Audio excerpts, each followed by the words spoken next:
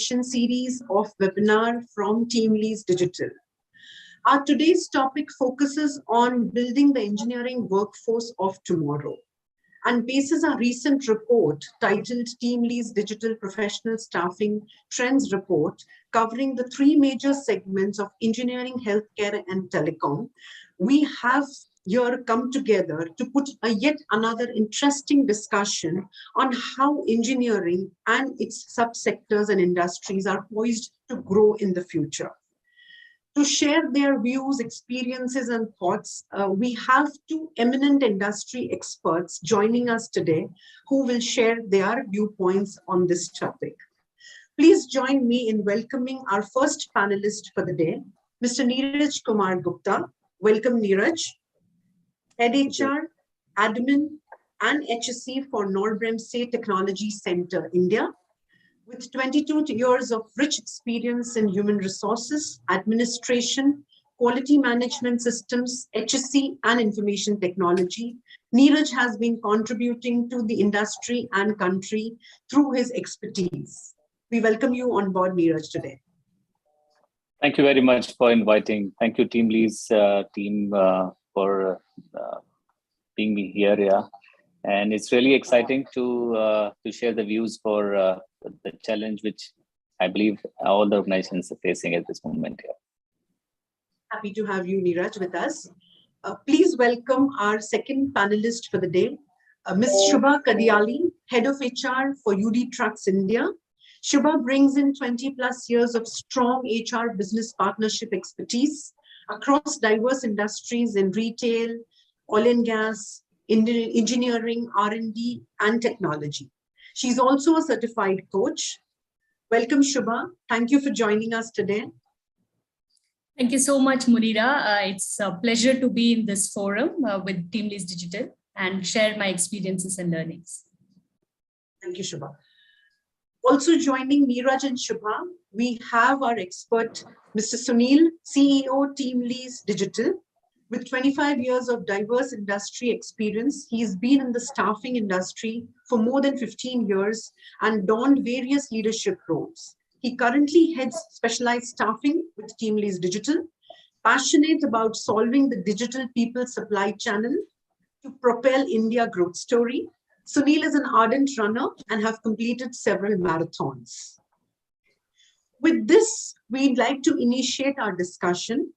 The report from TeamLease Digital Professional Staffing throws light on the employment opportunities, key roles, attrition, salary medians, and growth story poised for engineering industry. I'd like to invite Sunil now to share an opening note and his thoughts on this industry and research. Over to you, Sunil. Thanks, Munira, and welcome, Neeraj and Shubha. We are very happy to have you here, and we look forward for a great discussion today. I'm sure this is a very interesting topic because a lot has been discussed, or we have seen a lot of webinars on the supply chain problem, people supply chain problems in the IT sector. But today we are going to discuss, in the engineering sector, which is very close to my heart.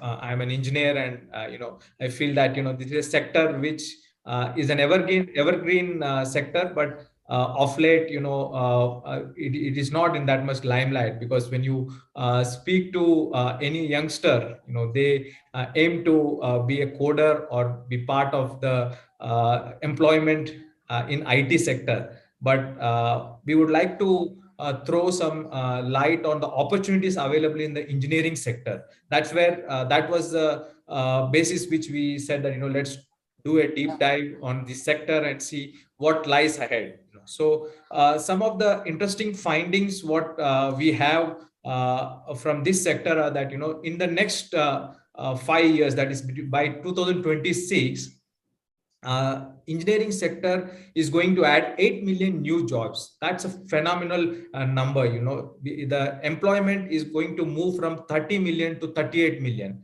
So there is a huge opportunity there. And what we have found interesting is that the jobs what are going to come up in the next 5 to 6 years, while there is always the domain requirement, which is the core engineering skills which is required. But you will also find that the next 5 years there are requirements for high-end jobs which are specialized. We call it specialized roles or specialized staffing, which in some segment, in some way, it has some technology to it. There is technology infusion, but there are also high-end positions which are required. So 10 to 15% of the jobs in the next 6 years or 5 years are going to be specialized jobs. So this report also threw some light on what are the kind of jobs, the specialized jobs which are going to come up in the next 5 years. Obviously, a lot of data scientists are required, lot of AI, ML.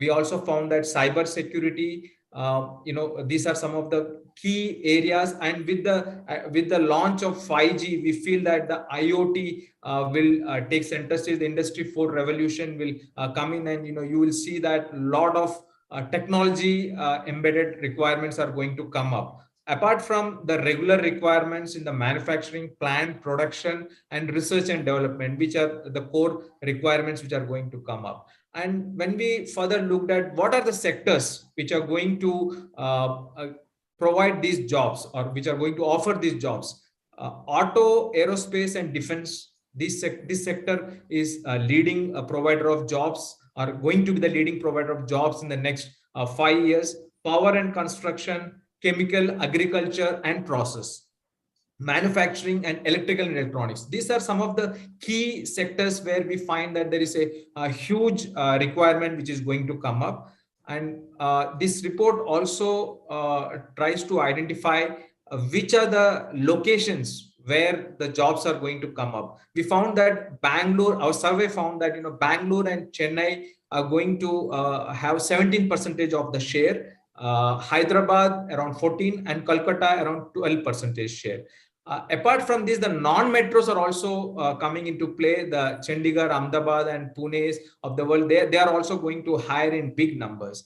And we would also like to bring to these jobs are going to be high-paying jobs. These are not going to be low-paying jobs, because the general perception is that in the engineering sector, in the traditional sectors, the salary levels are low. But no, it's not that. Our survey reveals that the salary levels are at par with the IT sector jobs, IT sector salaries, because the new jobs are all technology infused. That's what this report throws some light. I think we can discuss and debate more on how do we support this kind of growth. Do we have enough pipeline? Where does the talent come from? And what are the challenges we face in today's market? That's what I would want to discuss with Neeraj and Shubha, and understand from them, how do they see the market and how do they see the talent supply problems? Thanks, Munira. Wonderful, wonderful, Sunil. Thank you for giving us an insight on how the report has been streamlined and what are the various factors that we're going to cover. Let me put a question to Neeraj on the same lines that Sunil is speaking about. With reference to the Industrial Revolution 4.0, Neeraj, in your view, how do you see this sector of engineering growing in the next 5 years? Which are the subsectors where you see growth and demand? Which are the areas where you see new age role hirings that will be the key for the future? And how functions will scale up to rise so that talent can be made more mobile within the organization? Yeah, thank you, Munira. So many questions in one questions. Yeah, and I'm happy that Sunil have already pressed our nerve, which is the biggest pain nowadays for all HR people in the industry, hiring and finding the right people, and especially retaining as well. Yeah, and I'll tell you, in last 15 years, especially when I was like working core in engineering, 4 years in the current organization and 10 years in the previous organization, which is purely an engineering company or R&D company, I have never seen in such situations. Because maybe the complete scenario have been changed by the pandemic. Yeah, that is maybe everybody is evolving, or geographical changes are happening, and Europe especially is struggling with the, let's say, current situation is war situation, or maybe the cost, and even they are also struggling for skilled manpower. Recently, I happened to be a part of one of the group, and Europe is looking for not Europe, like only Germany is looking for more than 45,000 engineers. Yeah, you won't believe this was never, imagined by the industries in that region. Yeah, that they will have a scarcity of talent because education level, infrastructure, populations, and everything is so fantastic. They will always, can do this. This also shows that there is a huge market growth is going on. Yeah, and on the top, they also struggling. There was never been a situation of inflation of, let's say, 2% maximum. Yeah, economy change was taking place in Europe, but now they are in a 2 digit, which is out of the bloom. Yeah, so that's a situation in Europe, which is very stable economy. But now India is a completely different. The whole world is seeing us as a best cost country, and also a pool of talented people. Now I've seen, like, in a couple of years, that the whole world, not only the Europe but also US market, is seeing us that we have a talent which is not available in their own countries. Yeah, but finding the right talent and getting that trust, which is it is a different story. But at this moment, all organizations, just because of, let's say, controlling the cost aspect, or that's always a case for all the organization to maintain their EBT or profitability, they are moving and opening their let's say, investment for India. Maybe that has not materialized in last couple of years because of uncertain situation of pandemic, but now everybody is setting up. I know more than 12 organizations who are setting up their own R&D center in Pune. Yeah, and more than 15 organizations, I know, the R&D center, they are focusing on Hyderabad and Bangalore, which is like the center of all R&D companies, especially on the engineering side. I'm not touching on the IT. IT is growing in everywhere. So organizations also, reaching out to unconventional way. They are not going in a cities where talent is available, yeah? But they're also going to tier 2, tier 1, or tier 3 cities as well. Like, we have seen that Hyderabad is growing very fast. Yeah. Vadodara, which is nowhere is known for, but now all of industries are growing in that city. Kolhapur is another place where many of the organizations setting up their R&D center, because it's centralized place. Other things are easily available, kind of things. Coming to the talent availability, yes, we all are struggling. Yeah, definitely. As a conventional way, it's very, very difficult. If I see statistics, we are close to, let's say, 3 to 4 years behind what we want. So if we are setting up a AI or collaboration of a lot of complex job, or digitalization in the mechanical side, or electronic side, the demand and supply is very, very poor. Yeah, that's the reason we have a talent war, or all the organizations are ready to pay any of the price, because they have to run their business. Yeah, especially the new startup, or giant, which is where they have money available, they are ready to pay anything. That's the reason I have seen, like, evolving, or the market correction is happening, where I was paying for, let's say, software engineer or a mechatronics engineers somewhere 2x for or 2.5x. Now it's a 6x, 7x. So it's very, very difficult to maintain the cost. And yes, that is also hitting our fluctuations, manpower fluctuation, or we call it people turnover or attrition. Yeah. Nowadays, people or organization is doing a lot of things for, let's say, culture building, or open environment, or facilities, or loyalty. This has a no value at this moment. Yeah, nobody is valuing that.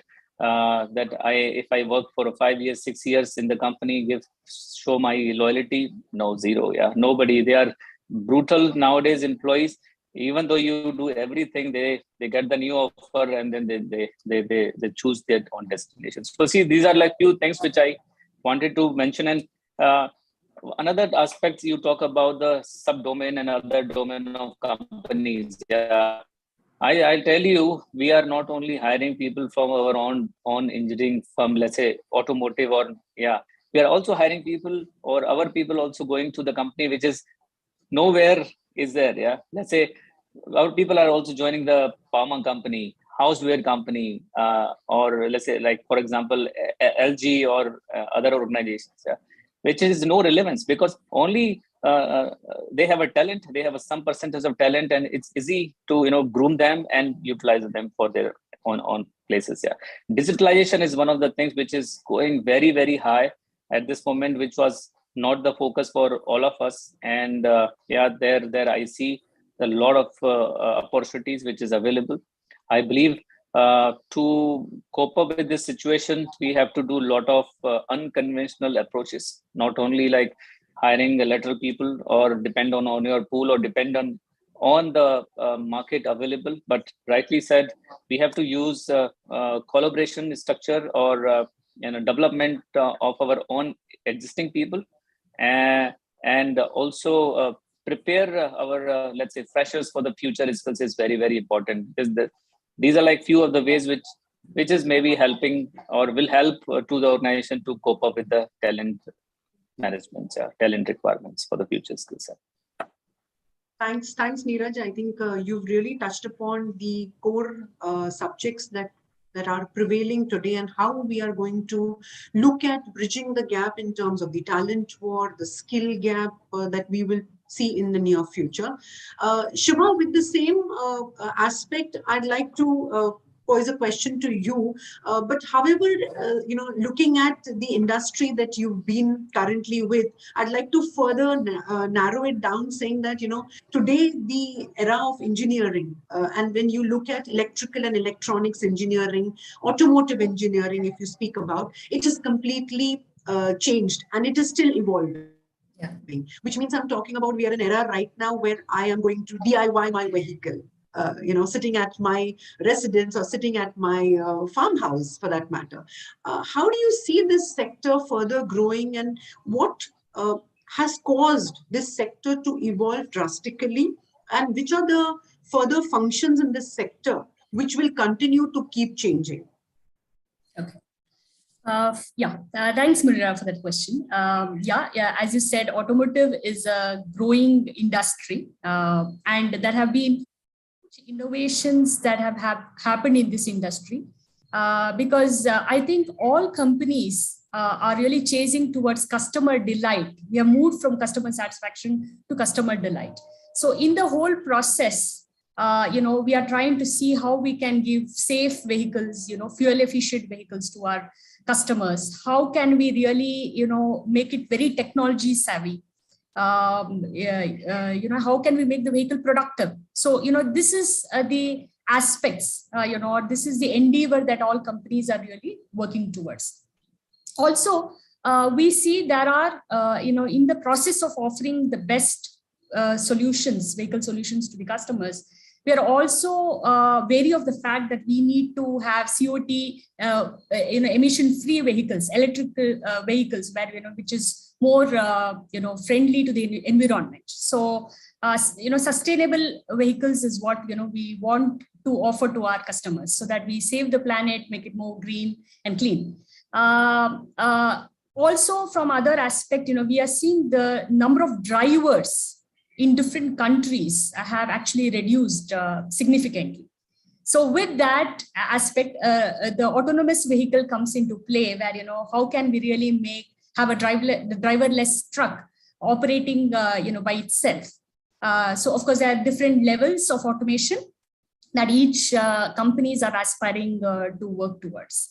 And, offering a lot of safety features to customers, giving notifications on potential crash, or generating reports in terms of how through GPS systems and wireless technologies, to see that how the trucks can communicate or connect with each other. So we see more and more automobile sectors going towards ACE, which is automation, connectivity, and electromobility. And telematics is actually playing a very big role there. So with that, what I see in the industry is predominantly that we need mechanical engineers who certainly are the base, because even in mechanical engineering, there are different branches that evolves. Somebody's specialized in steering, somebody specialized in exteriors, interiors of the cab. Somebody may end up doing testing. There are safety managers who take care of the safety aspects, quality engineers, supplier quality, engineers who work with suppliers to make sure that, the raw materials or the component that goes into the trucks are really, safe. And, it could be casting, forging specialists, etc. So that's what we see on the mechanical front. Then comes the electric piece. With electromobility, a lot of companies going towards offering electric vehicles. We see that there is, how do we have a battery operated vehicle? So with zero emission targets, etc., we see a lot of job opportunities in the electric domain. Then comes the electronic, like software application engineers, software testers, etc. And then, we see software resources also, because what happens is, like we said, the data scientists who actually analyze the data and throw those insights to the business to see how the business can operate, efficiently and run on its own. Then comes environmental specialists, who can really think about how to operate to biofuels and, using the other renewable energy in the truck operations. So this way, I think there are seamless opportunities. Like Sunil said, more and more we are going towards super specialization in each of these mechanical, electric, electronic, software domains. So, people need to really, when you say cooling systems, a person has to be really specialized in refrigeration and cooling of the engine and the cab or the truck as a whole. So this way, I think SME concept is actually growing, but then you can't stay in your cocoon and say, okay, this is my domain and this is a space I want to live in. I think it's also becoming a little more cross-functional, where you need to have a good knowledge of other domains as well. And that's the reason branches like mechatronics are really growing in high demand, because you can't just be a mechanical engineer and not know enough of electronics or electricals there. So somewhere, the line is actually, we are crossing bridges when it comes to branches. So you can be specialized, but you have to have an overall knowledge of different technologies. So that's where I think the war of talent becomes, more and more critical. We need, our wish list of a talent pool is more complicated. Yeah, it's becoming complicated day by day. In fact, Shubha, your conversation leads us to a very important discussion subject, or rather question, which I'm sure all of us are very keen and we have lots to speak about. And hence, I think I'll start with Sunil, because that's his interesting and favorite subject on tech fusion. So Sunil, Shubha points us to all the roles today in the engineering sector that are evolving and continue to evolve. And each of the roles see an element of combination of engineering plus technology. What are your views on the tech fusion growth in the non-native IT organizations, especially the traditional sectors of engineering? How do you see this growth? What are the challenges for today's youth, and how do you think that these challenges in terms of the skill gap ratio can be mitigated to an extent? Yeah, so when you say non-native IT, I think that terminology itself is blurring now, because what we will see is that every company is a technology company now. You don't have even a delivery company like a Swiggy or a Zomato is a technology company today, because every company has moved from offline to online, and every technology in every industry there is technology infusion. So what at this point of time, we see that the 8 million new jobs which engineering sector is expected to generate in next 5 years, around 2 million are, tech infused jobs, which is a large number. Why this is a very large number in the context of India is because we are projecting the IT sector to move from 5 million to 10 million. Okay, so which means 5 million new jobs are going to add in IT sector alone. Now, when we say that 2 million are going to add in, a non-IT sector, which today is non-IT, but tomorrow it is going to be technology company, then we are talking about, 5 plus to 7 million new jobs in the technology space. While Shubha also brought out the point that, the core domain skills are essential in the engineering sector, because you can't just bring in a techie to do some job here, because they need to have cross-functional knowledge. Even Neeraj touched upon the point that they find it very difficult to get people. Once they get the people and train them, then outside technology industry, they are easily positioned in other companies which are non-technical companies. So that's the core issue here. Now, 25 years back, I passed out of engineering, and today what we do while we study in engineering is the same as what we did 25 years back. The curriculum did not change much, except for some change in probably I studied Fortran, and now I think they must be teaching Java as one subject, but I don't see much change in the curriculum. So this leads us to an even bigger problem, because we have every year around 3.2 million engineering enrollments happen in engineering colleges, out of which only 1.5 million pass out every year. And if you look at the 1.5 million passed out graduates, they are not readily employable. Neeraj brought out a point that we are sitting at 3 years behind schedule in terms of having the employment. Now, let's just take for an example, we get a fresh graduate and give it to Neeraj.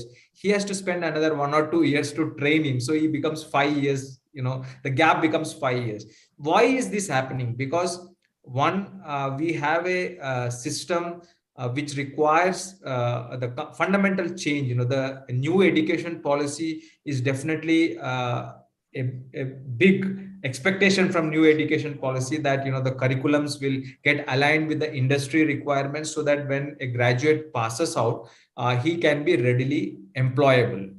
We don't need to give them a extensive training and then make them productive. There can be some tweaks and he can readily be employable. Like both Shubha spoke about telematics and Neeraj spoke about mechatronics. These are subjects which are not available today. If you would have had that in the curriculum, then we would have readily available employees who can be deputed to Shubha's and Neeraj's organization. So today we don't have that. So that's the expectation, and that's the change which is required. And one more important aspect is that when in India, unfortunately, we don't have much of learn while earn, or earn while learn, which is where employees, where the graduates while doing graduation can work and then be prepared. We call it apprenticeship model. We don't have that. Degree apprenticeship is very small, very minuscule. We have hardly 5-6 lakhs in India, compared to China or Germany, which runs into millions. So that's another change which we require. So if the engineering graduates start working as apprenticeship from 3rd year, by the time they pass out, they already know the way how employment works. And once they are also getting the curriculum in line with industry and they're working, then I think this gap can be reduced substantially. Instead of 4 million getting absorbed in IT from the 1.5 million, I think the entire 1.5 million, first of all, the first step is 1.5 million should be all employable readily, and they should be in line with the kind of jobs we have in the market. So these are the changes. I think if we make it, that we are a populous country, we have a huge employable youth, and we are very quick to learn. We don't take decades to learn. We know what is our problem, and we just need to fix these 1 or 2 things. And I think this talent supply problem to a large extent can be fixed. Sure, Sunil. Wonderful. In fact, I think our report also speaks about the penetration of tech roles, and we see this penetration, the demand of this tech roles increasing predominantly since pandemic and post-pandemic. Neeraj, in your opinion, while the demand is huge and the entire evolution of the job roles in these sectors is completely changing, how do you see is it going to be for today's organizations, largely the HR fraternity, where we are moving from not from a nice to have employee rather than that to have a must have employee concept. How do you see today it is challenging for the recruitment industry to kind of look at prioritizing the hiring of applicants, one, and then accordingly looking at retention for them? Considering that these are super niche skills and we need to have a high aging portfolio for them. So what are organizations doing today, or rather should be doing today, to kind of have attractive opportunities? Absolutely, yeah. Thanks for asking this question, Maria. And I see that, like Sunil also touched upon, that this is the technology era. Yeah. This is the new era, which has a very short period of time. Yeah. As we know, the IT or any digital product has a life cycle minimum 3 years. Simply mobile phones, if you just talk about, you hardly see any mobile life has a more than a 3 years, or you may be changing after 2 years. So it's changing very fast, and the new technology is coming in the market much faster than the previous. Maybe if you talk about the evaluations, earlier it was starting with the 50 years, then 20 years, and then 15 years. Now this is reducing. Change is happening fast, and innovations are coming up very fast. Yeah. Recently, if you turn on that, without the technology, none of the organization can run. None. If you talk about none, means none. If you really want to be a successful in the industry or the domain, you have to go with the technology. Nowadays, simple example: you have a mobile, you have an app for everything. Either it's a pharma company or food services, or you want to invite your washerman or the maid, anything. So if you really want to do be in a market, it's very, very, very important. Especially it's more important for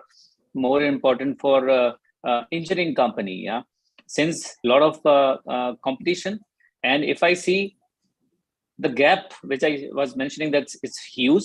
And if I go start working at this moment, this market is a reactive, yeah, especially in India. So when we get the demand, okay, for example, the cybersecurity and the data scientist Shobha was talking about, and also the data analyst. At this moment, there is a huge data because digitalization is integrated. We are sitting, talking, we are collecting data. So many, maybe participant is a part of it, and we can analyze. We are missing those scientists, those people who will analyze and make a projections for the business. So we know this now requirements, and now maybe some of the industries or some of the institutes have already started teaching about it. Yeah. But if, let's say, as a proactive approach of the complete India, and we were over foreseen this requirement that, okay, next 5 years, 4 years, we will be having the huge requirement of digital product, digital services, or digital skills. We should start such curriculum in advance in our some of the vocational institute, not for the every institute, at least for the some of the institute, so that we can make a proper supply to the. Nowadays, I've seen in the last 4 years, I'm seeing this. We are hiring the engineers, sending them to the institute who are teaching, let's say, for example, embedded software. It is not, they are not learning this into their regular curriculum. Maybe there's some basics, but not the advanced, which is the expectation of the industry. Yeah. After completion of 6 months of rigorous training, then they are employable minimum. Yeah. So that's how things are happening, and I see if we take a call on that and have a more collaboration with the industry requirements and make a projections as the report says, and then it will be easy for us to cope up with the situations. Yeah. But HR, as you talking about, the recruitment is very, very difficult nowadays. To fulfill our headcount growth, it's too hard. I'll tell you, too hard. We are in the middle of the year. We are only able to fulfill our 50% of the requirement. Yeah, and have to go beyond our unconventional ways and out of the box thinking to reach out to the right talent. Yeah. Nowadays, just because of, let's say, pandemic situation, the people are asking, I want to work from home. Yeah. I was there with my parents so many years. I have a talent which you need it. Give me 100% working from home. This is also a need of our to cope up with that and get those talents which is available. This is also pushing industry to change the policies. This is very, very important because uh, India is very diverse, which is the strength of us, and also the flexibility. We are very flexible. Maybe other countries are not flexible, talents are not flexible. We need to use this strength of us. There's a reason the KBT says also start changing our policies. Yeah. At this moment, we are working with the 50% or less than 50% working from, and there are many colleagues who are working from anywhere. Apart from that, we also have to adopt a technology. Few years back, we were not able to run our test from working from home, but now we can run our test, which is completely hardware dependent. So adaptability and the flexibility is the key, basically to take care of the retentions. Yeah, as I was also mentioning earlier in a statement that we are not focusing on the loyalty. Yeah, I think nowadays the young population is not at all interested in that. Yeah, they are interested. What I have realized in couple of years, 3 C's. Yeah, they are looking for a cost because roti kapda makan to unke maa baap ne already karke diya hai. Yeah, so they are not bothered about it. They need a more money so that they can enjoy the life. They can travel a lot because their Instagram, they want to post their reels, or the technology they wanted to show to the world. Yeah, so cost, basically the compensation, best compensations and benefit they are looking at this moment, and also the career. This generation is very fast and wanted to have a quick career growth path and focused career growth path. If organization can show them a vision, at least not 10 years, 20 years, but at least for the 3 to 5 years, that this is the career growth path we can give you, and that's how you will grow in the organization. Definitely, they will vouch on you and then can stay with you. And the third C is, which I see this connect. Either it's a leadership connect or HR connect or organization connect, because emotional connections and emotional bonding is very, very important, which I believe is working. I know at this moment, looking on a tsunami of great resignations and high demand, there's no proper solution available for any of the organization, but hidden trials are going on. Yeah, I believe we will have some mature solutions available by end of this year. And but we as a KB, we are focusing on cost, career, and connect to the people. Yeah, so that we can understand their expectation and how we can meet that. Interesting. Very interesting. Yeah, absolutely. So I think, Neeraj, while we are going to constantly be in a situation of dealing with the young talent, young population, and how we got to make it more flexible, adaptable, we also see a lot of force of gig. The report really highlights about the inclusion of gig workforce, and we see a 17% growth of gig workforce this year in these 3 sectors largely. Shubha, I'd like to know from you, how do we can strike a balance with the available existing talent population from a traditional function or an organization who's been experienced through reskilling and upskilling? How can that talent be employable with the current available job roles? Because at any given point in time today, we cannot ignore that available talent population, which has gained exposure and experience with certain skill sets and domain. How do you think, with the support of today's organizations, institutions, government, and the experienced talent together, through reskilling, upskilling, we can make certain percentage of this population completely, adaptable to our current needs? Yeah, Munira, it's a dichotomy in a way if you look at it. The way I would put it is, one is the organizations at the top level. What they are doing today is they're seeing a lot of synergies, a lot of mergers, acquisitions that are happening, and you're seeing this org restructuring purely because one organization want to leverage the other, because you cannot be an expert in every domain. So I'll give you an example of my own organization, UD Trucks, which is part of Isuzu Group.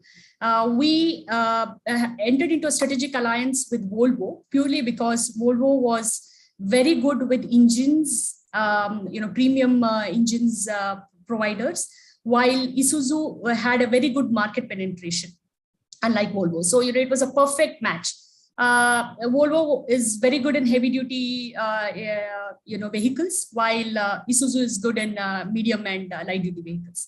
So it's a perfect amalgamation. I think organizations will have to really think through how these mergers and acquisitions can help, because end of the day, each organization have their own talent pool, and how do you utilize each other from a talent availability perspective. So that's which is more organization led in my view.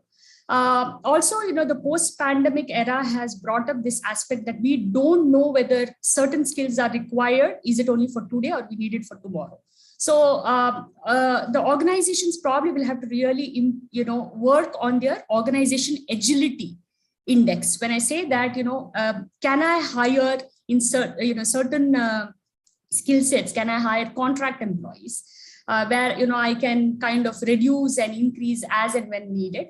Or there may be a lot of organizations within the ecosystem who are specialized in certain domains. For example, if I'm an automobile organization, I may not be very good in data management or analytics for that matter. So, can I partner with companies who are specialized in that? They can offer, I know it may be a little expensive option, but then you don't want to venture into domains which you are not an expert on. So how do you, work with the ecosystem around you, and hire contract employees where, you have much more flex that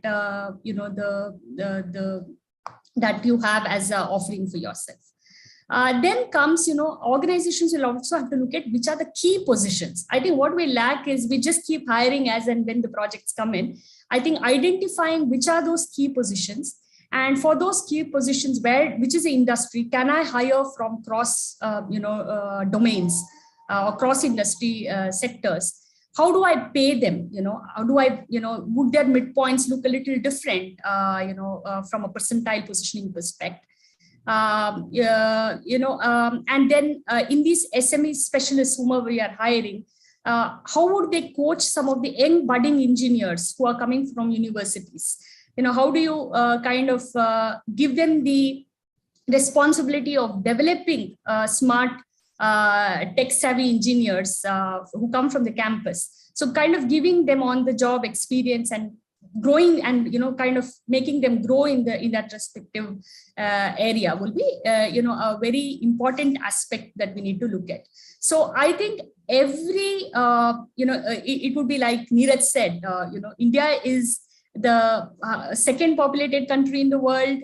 Around about 50 to 60% of our population are below 25 years, a very young and populated country, pretty decent literacy. So it's all about, I think talent war should not be where we go and chase the same set of people. I think in key positions, yes, we may need where we cannot compromise, but we also have to identify the positions where we can develop.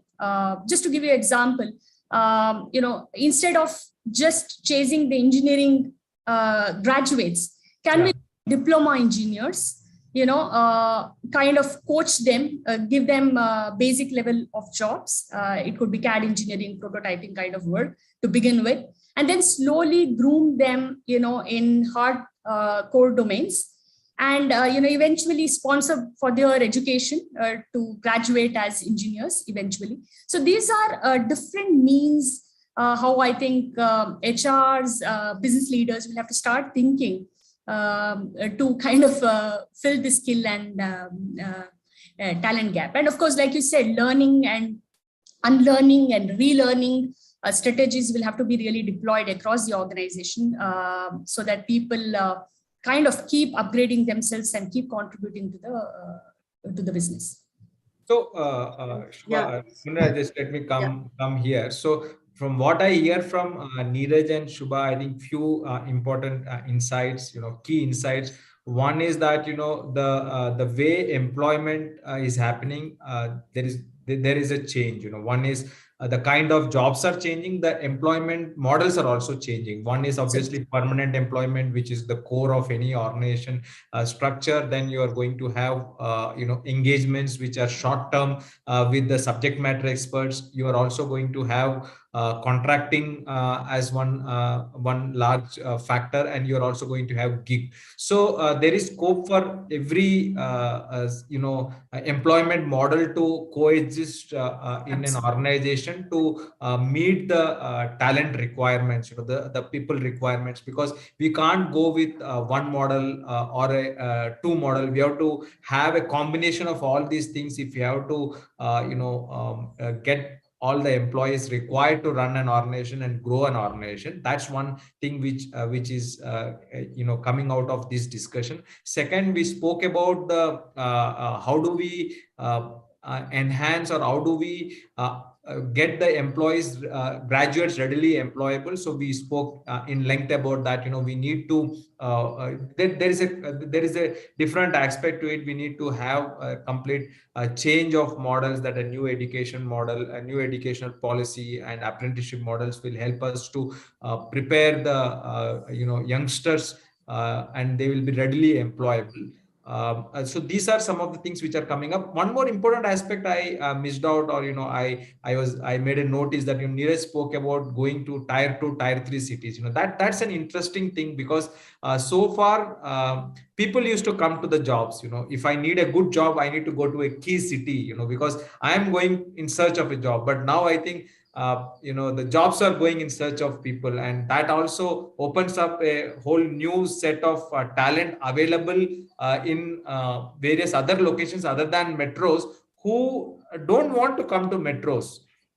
And that's where I think India is very interesting, very diverse, and there is so much of opportunity in India, and which is very rightly getting tapped by a lot of these large organizations. They are setting up their tier 2, and they are setting up their centers in we can never call them tier 2, tier 3 going forward. They are all emerging cities.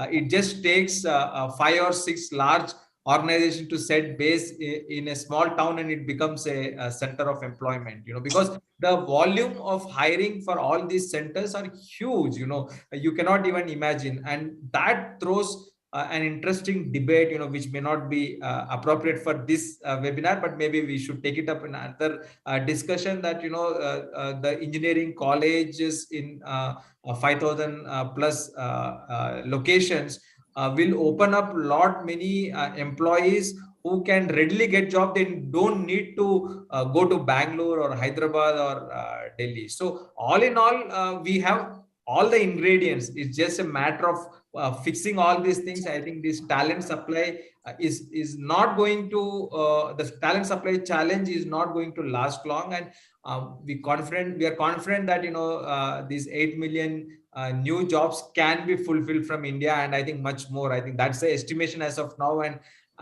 more and more companies from abroad are setting up base in India. It's only going to these numbers are only going to change. It's a matter of time, I feel. Yeah.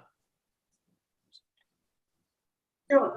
Sunil, also, if you could just share a piece of advice for our today's job seekers, be it a young talent or the traditional experienced applicant, to kind of have a continuous growth journey while your career progression and your learning will continue. But and you somewhere look at organizations to kind of plan this for you. But as a job seeker, what should be my duty at every stage in life? Unlike, we were talking about productivity, performance of employees, which always would be in jurisdiction of the organizations. But today, I think that's not the idea, since we are moving from a job to a project-based tasks for people. So what would be your advice for job seekers, in this scenario?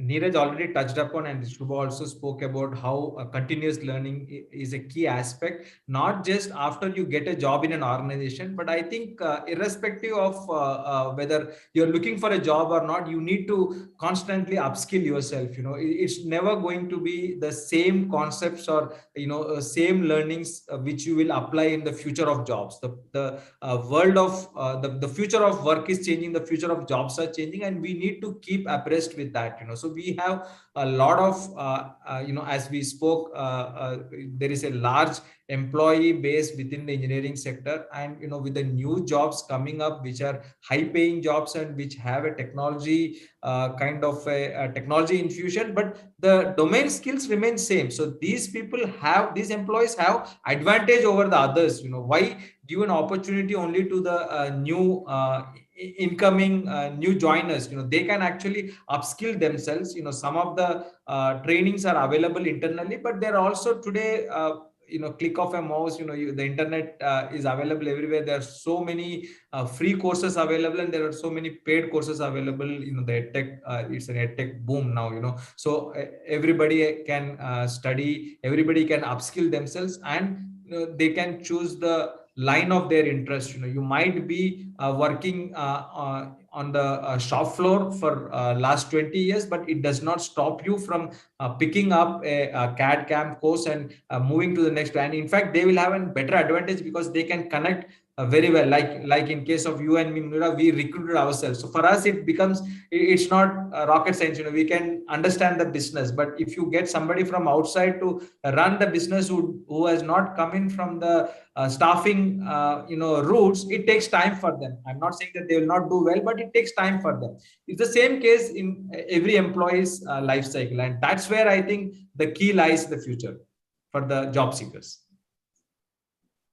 Thank you. Yeah, thank maybe you. if you allow, Yes, please. I want to just make a statement here. Normally, it happens in India that a lot of students get influenced with others.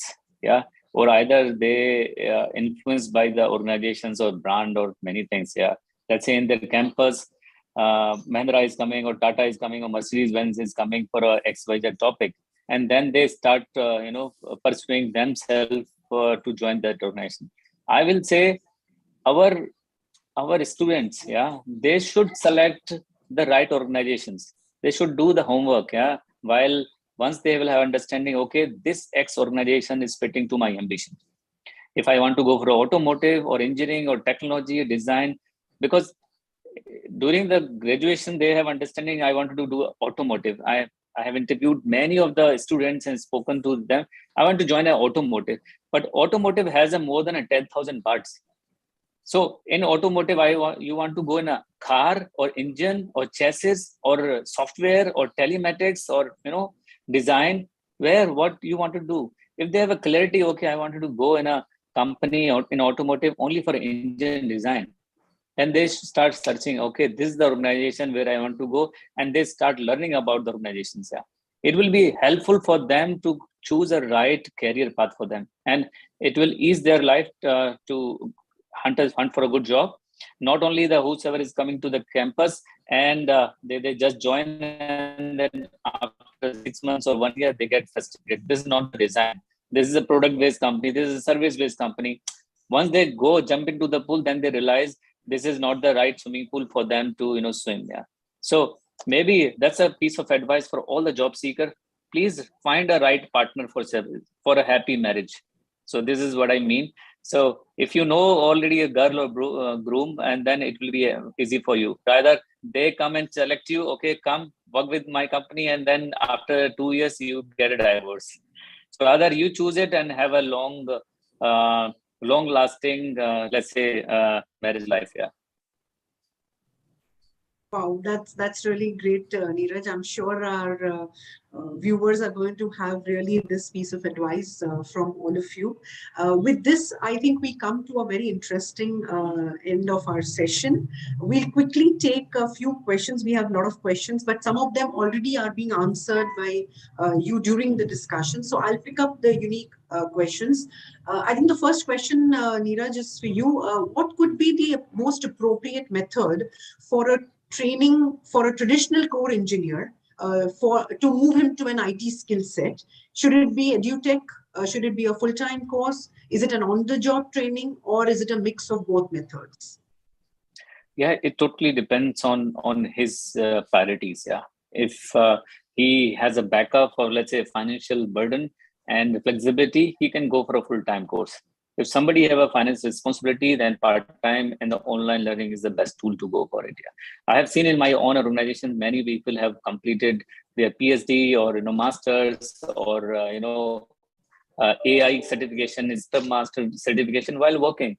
It's very easy, and they are ready, and it's easy for them to grab a either for the digital product services, which is very close to the engineering because digitalization is taking place, or the data science because they already know the existing base calculations for design. If you talk about, or you talk about mechanical work or mechatronics, it's very easy to migrate. Yeah, I would suggest that they should find out the best suitable tool for themselves. Everything is available in the market. What best fit for you? Yeah. Sure, thank you. Shubha, there's a question for you. With change in technology on constant basis and the need for curriculum redesigning, which you spoke about in the industry, which will be again frequent and subject to changes constantly. Are our academics institutions ready for this kind of a change, and how do you see this happening? Yeah. So I think the ownership is a joint ownership. It's one is, of course, the academic has to be in the forefront of this change. But corporate houses like ours will also have to join hands. Then comes the regulatory body, which is the government institutions, and of course, corporate houses like yours who encourage apprenticeship and internship programs. So I think these four entities will have to really talk to each other. I think today they are a little disconnected in some sense. I think it will be very critical that corporate houses give regular updates on the on the various technology changes, different subjects which are more upgraded, which has to be revisited on a certain periodicity. Institutes will have to partner. Alumni is the easiest way, right? I'm sure every university have their alumni network. How do they engage and bring back their knowledge back to the institutions? That becomes more and more critical. Neeraj, also spoke, how you educate the individuals or the graduates who are coming from these universities. I think professors will have to really play a very big role where they educate, saying that, maybe software companies are paying, 6x or 5x salaries, but then, how do you remain in the core domain areas? How do you work for product organizations, have a touch and feel of the product, and how those roles become more interesting. So I think there is a bit of selling also that is required, or education or orientation that is required among among universities. And of course, the government regulatory bodies will have to really bring in more stringent policies around this. Today, if we see 50% of the engineering colleges are not AICTE approved, this brings a big, question on the education system. I think we need to work as one entity together and then see how we can strengthen the overall situation, where we won't have a talent bar kind of a situation. You have the talent available at the very beginning of individual's career. So that's how I would put my views here on this. Sure. Thank you, Shubha. Sunil, we have a question for you. While the contract working space and the flexible engagement models are pretty much adaptable in the other sectors of IT and technology space, we see this segment of work force increasing in the engineering sectors. Is this here to stay, or is this poised to grow in the near future? Do you see more contractual engagements coming up and organizations adapting to more temporary job hires? How is this expected to grow?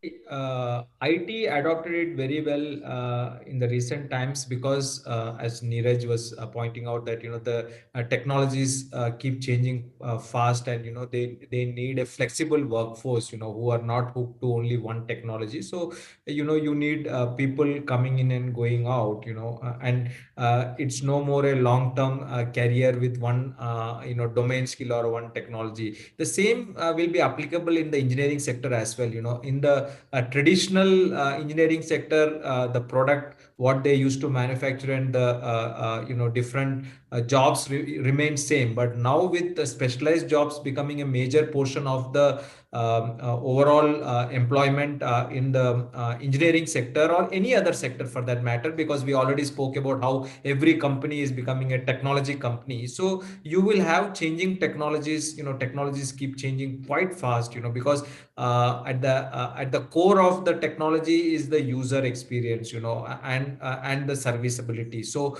the expectations change every day. It's like e-commerce to quick commerce. Now we want in 10 minutes. So tomorrow, I don't know, they might want press it and you need it has to just appear. So you need a different technology. I'm talking a little bit about metaverse, but that's how the future is being imagined. So you need a flexible workforce always, who are adaptable, who come in and go out. So the entire talent or the organization structure, as I was talking to Shubha earlier on one question, that you need to have a core permanent employment. Then it will have multiple circles. One circle is the core employment. Then you will have one-on-one contracts. Then you will have a flexible workforce, which is the contract staffing. You will have gig workforce. You will have SMEs. And what else, I don't know. We are innovating the ways which you can engage and provide a solution to this talent supply. So I am sure that in the days to come, there is a scope for increase in the contractual engagement or a flexible workforce. I would rather name it as flexible, because it may be gig, it may be contracting, or it may be a SME engagement, or it may be a one-day engagement, like a gig. We don't know. So there is definitely going to be adoption of all these kind of engagements in every organization. If any organization has not done so far, you will definitely find them lagging in terms of fulfilling the talent. Thank you, Sunil, and absolutely agree to your point. In the interest of time, we have a few more questions, but I would request our viewers and readers, we will put them to the panelist and get back to you with their reverts and reply. I'd like to take this opportunity to thank all of the speakers, Neeraj, Shubha, and Sunil, for their so interesting and experiencing moments that you have shared with us and our viewers. This topic, close to all of our hearts, is a never-ending conversation, and there are so many pieces yet to touch upon, considering that this industry is huge enough and has so many segments under it. However, I think we would look back to kind of, revisiting each of these topics in our future sessions. And hence, we request our viewers to stay tuned, log into TeamLease digital website for all the latest updates and news on the industries, practices for job seekers, customers, and clients. Thank you very much once again, Neeraj, Shubha, and Sunil, for joining us today. Hope you had a great time. Thank you, viewers. See you soon. Goodbye. Thank you, Munira. Thanks. Thank you. Thanks, Shubha. Thank you. Thank you. Yeah, thank you everyone, and Look forward to enjoy the catching up day. with you. Yeah.